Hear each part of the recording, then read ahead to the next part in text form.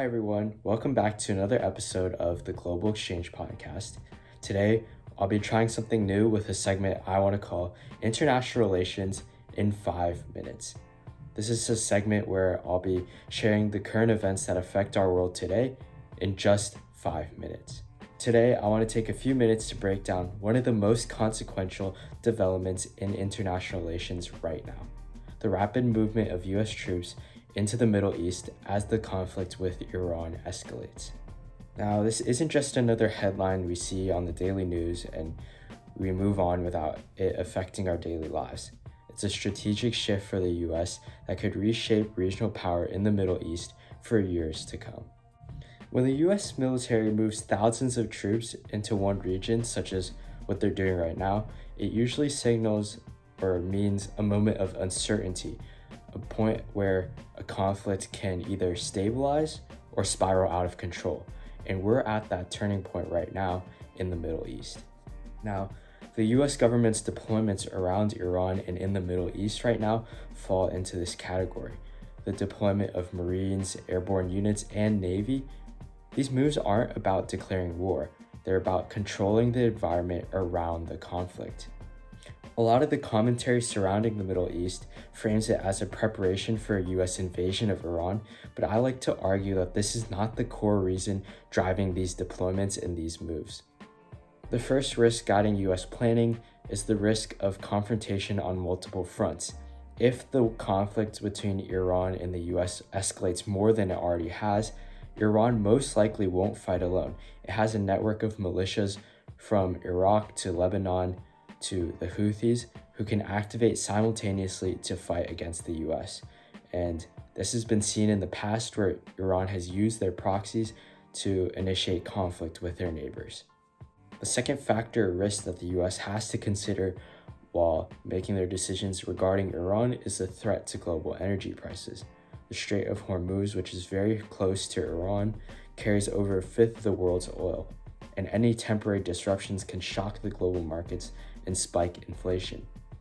If the US wants to deter Iran, they have to consider the risk that Iran might threaten these shipping lanes and disrupt the global market for energy.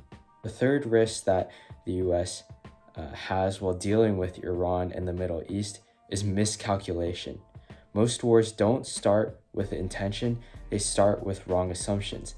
And if the Iranian government takes this move of the US sending troops to the Middle East and resources to the Middle East in the wrong way, this kind of miscommunication and miscalculation could start a much bigger conflict in the region.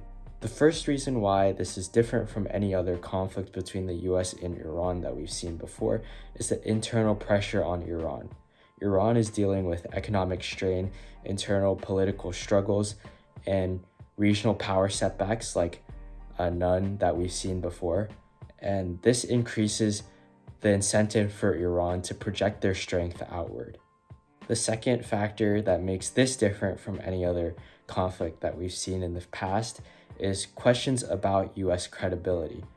And after years of shifting around their commitments in the Middle East, the US allies are nervous, and large troop movements are as much about reassuring their allies in the Middle East as deterring Iran. The third reason why this is different from any other conflict we've seen in the past is that the regional powers in the region are more independent and less dependent on what the US does.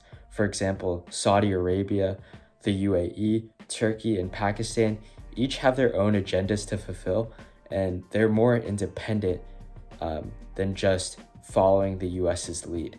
And their reactions, not just Iran's, could provoke an escalation. There are three consequences of the US troop movement that stand out and that I want to bring to your attention. The first is that the US is signaling that they're returning to a hard power kind of approach to international relations. And the Gulf states will read this as evidence that the US is recommitting to the region, and that reassurance may embolden them to act more confidently in their exchanges with Iran. The second is that Iran will double down on their unconventional methods. For example, when the US deploys troops and sends resources and Navy and the Air Force to the Middle East, which are considered conventional methods, Iran relies on more unconventional ones with proxy groups, cyber tactics, and drone bombings.